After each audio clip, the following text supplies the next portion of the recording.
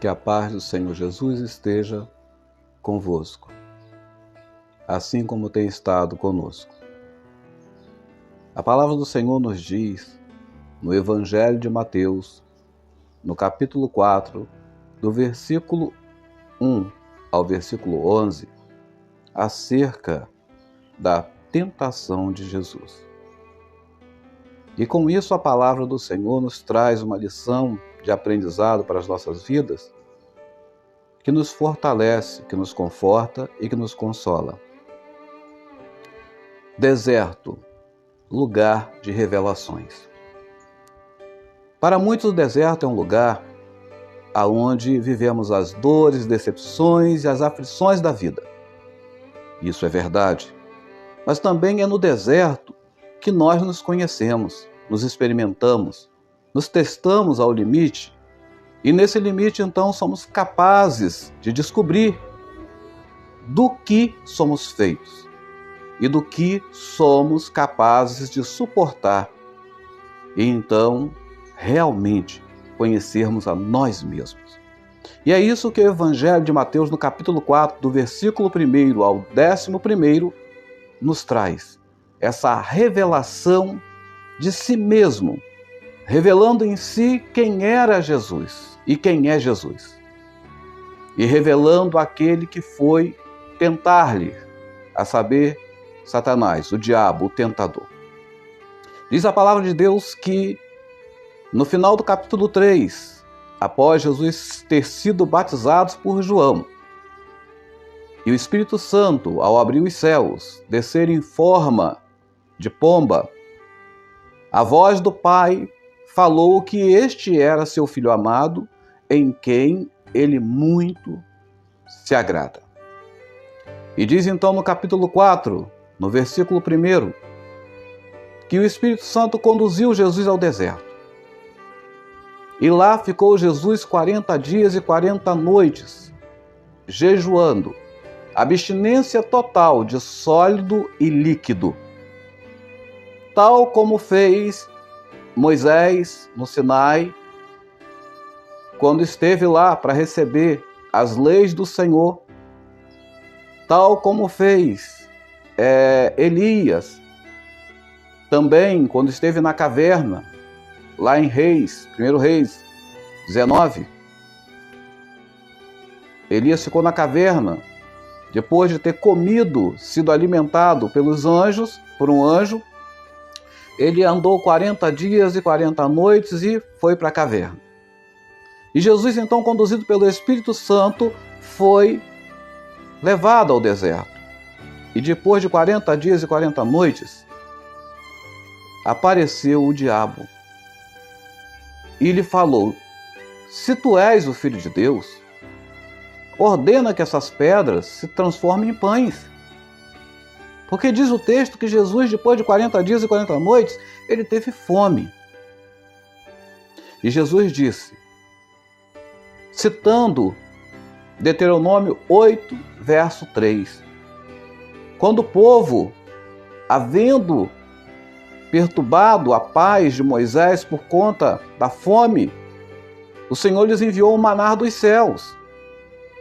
E após isso, foi-lhes dito que nem só de pão viveria o homem, mas de toda a palavra que sai da boca de Deus. Então Jesus citou Deuteronômio 8:3 para combater a palavra que Satanás havia lhe proposto que transformasse aquelas pedras em pães. E novamente o tentador, então, transporta Jesus para o lugar mais alto do templo, ou chamado pináculo do templo, ou torre do templo. E usando o Salmo 91, versículos 11 e 12, diz: joga-te, lança-te daqui abaixo, porque aos teus anjos está escrito acerca de ti, com ordem para que nenhum mal lhe aconteça, para que teu pé não tropece em pedra alguma. E Jesus, então, citando o Deuteronômio 6, versículo 16, também diz: está escrito, não tentarás o Senhor teu Deus. E novamente, o tentador, o diabo, ele transporta Jesus para o alto do monte. E de lá mostra todos os reinos da terra e toda a sua glória. E ele diz para Jesus, olha, tudo isso eu te darei se você se ajoelhar e me adorar. Então Jesus já, na terceira prova, ele ordena a Satanás dizendo, vai, Satanás, porque está escrito, somente ao Senhor teu Deus servirás e somente a Ele adorarás. E no versículo 11 de Mateus 4 diz que indo Satanás embora, os anjos do Senhor vieram e serviram a Jesus. Vemos um cenário de batalha, vemos um cenário de combate, vendo Jesus ali sendo provado 3 vezes por Satanás com a interrogação, com a pergunta se tu és, se és. A primeira tentação sofrida por Jesus foi no seu limite, na sua natureza plena humana. 40 dias sem comer e sem beber causa desnutrição e desidratação. A mente humana, em um estágio desse, começa a delirar, começa a alucinar, começa a ver coisas que não são reais, começa a imaginar coisas que não são reais, começa a projetar pensamentos intrusivos de vozes que não são reais. E nesse cenário, o inimigo vai experimentar Jesus, a sua plena humanidade enfraquecida. Mas ainda assim, o Senhor Jesus diz que nem só do pão, do sustento, da necessidade física viveria o homem, mas da dependência de Deus. E essa dependência provém das promessas, essa dependência provém da palavra, essa dependência provém daquilo que Deus prometeu e cumpre, porque Deus não mente, Deus não falha, Deus não se arrepende. E a segunda tentação é Jesus no alto do pináculo. E ele diz assim, lança, porque sendo você o Filho de Deus, você vai fazer uma manifestação, uma revelação de você mesmo. Como um show espetacular, e todos verão que você é realmente o Filho de Deus e certamente te aceitarão. E Jesus diz, olha, também está escrito, não deve se tentar a Deus. Né? Então, na terceira tentação, Satanás chega então ao seu propósito final, do qual ele teve a sua intenção desde o reino dos céus, de ser adorado, de ser, o Senhor de toda a criação. E ele diz, olha, tudo isso é seu se você me adorar. E o Senhor diz, vai, Satanás, tua chance é dada, teu tempo é acabado, e agora eis aqui a revelação de quem eu sou. Eu sou aquele que sempre fui, sempre sou e sempre serei. Eu sou aquele que é igual a Deus, Micael. Eu sou aquele que é o caminho, a verdade, a vida. E se eu não levar ao Pai, ninguém tem condições de ir. E após Satanás ter se retirado, o Senhor então é servido por seus anjos.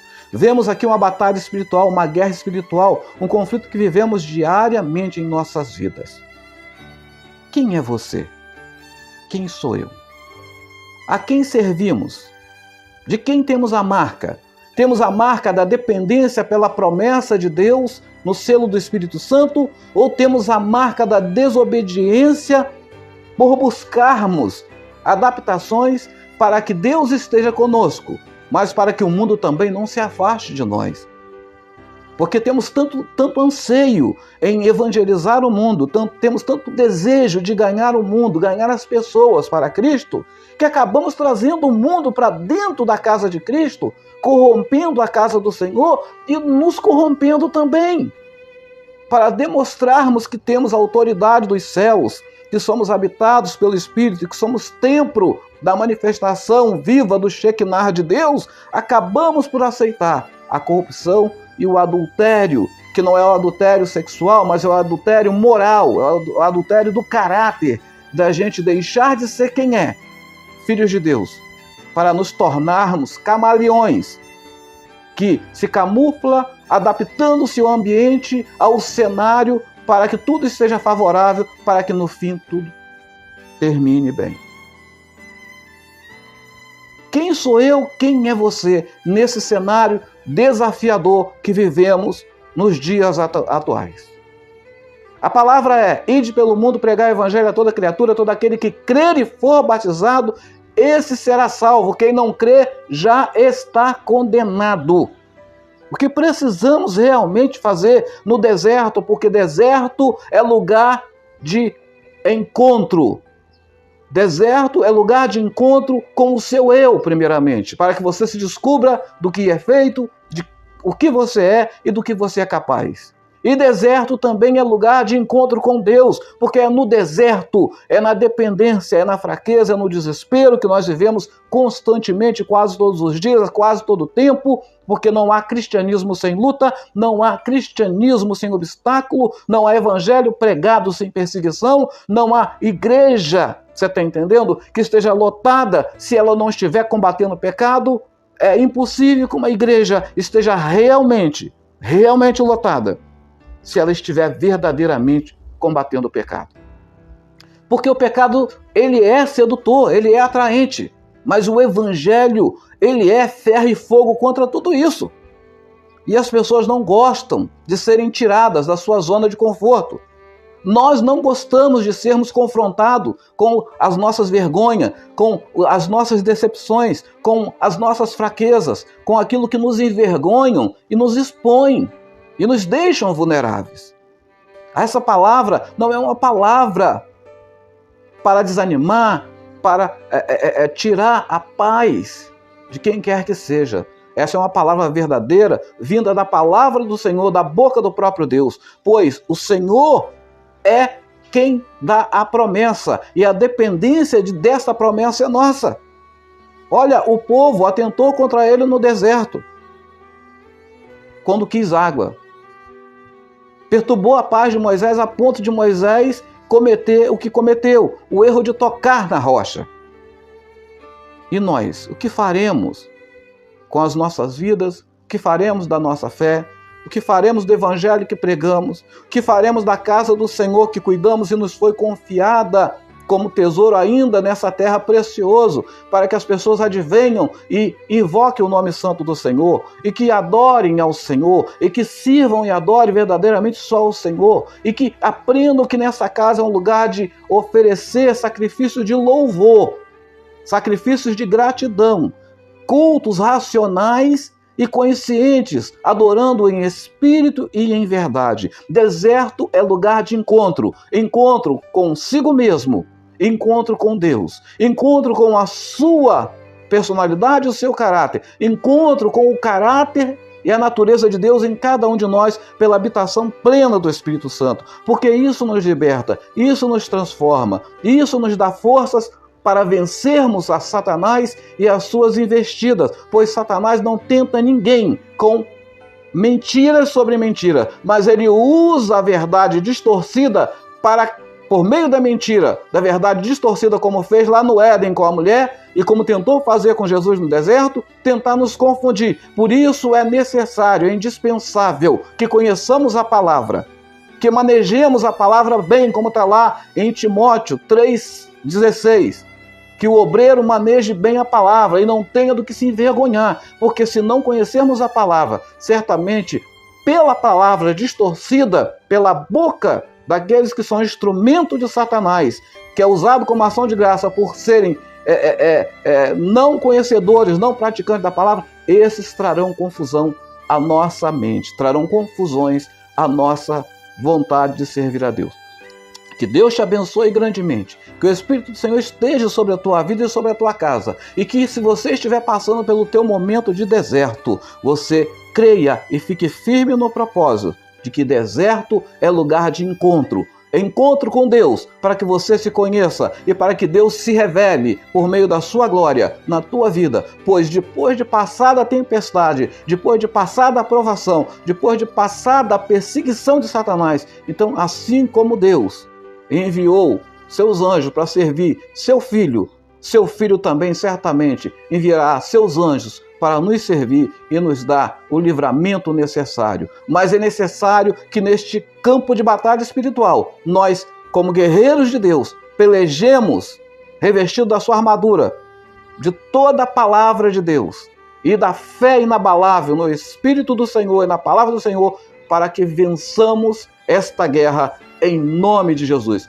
Que Deus te abençoe, que Deus te guarde, que o Senhor seja sobre a tua casa, agora e para sempre. Em nome de Jesus, para a glória do Pai, do Filho e do Espírito Santo. Amém.